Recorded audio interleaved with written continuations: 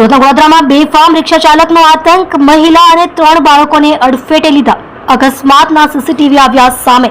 સુરત શહેરમાં માર્ગ અકસ્માતોની ઘટનાઓ દિન પ્રતિદિન વધી રહી છે, જેમાં રાહદારીઓ અસુરક્ષિત અનુભવી રહ્યા છે.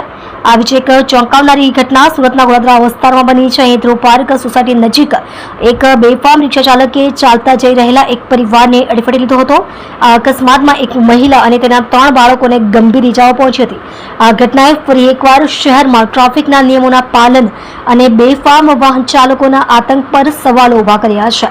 આ આતંકના સીસીટીવી ફૂટેજ પણ સામે આવ્યા છે, જેમાં સ્પષ્ટપણે જોઈ શકાય છે કે રિક્ષા ચાલકે બેદરકારીપૂર્વક વાહન ચલાવીને આ નિર્દોષ પરિવારને કચડી નાખ્યો. પોલીસની કાર્યવાહી પર સવાલ. આ ઘટના બાદ સ્થાનિક લોકોમાં ભારે રોષ જોવા મળી રહ્યો છે.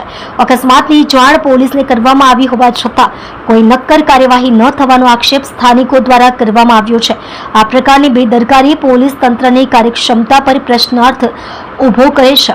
જો સમયસર કાર્યવાહી કરવામાં આવે તો આવા બેફામ ચાલકોને કાયદાનું ભાન કરાવી શકાય અને ભવિષ્યમાં આવા અકસ્માતોને અટકાવી શકાય. પરંતુ આ કિસ્સામાં કાર્યવાહીના અભાવે ભોગ બનનાર પરિવારને ન્યાય મળ્યો નથી, જેના કારણે લોકોમાં નારાજગી વધી છે.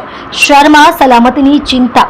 આ ઘટના માત્ર એક અકસ્માત નથી, પરંતુ શહેરમાં રાહદારીઓની સલામતીની સ્થિતિનું પ્રતિબિંબ છે.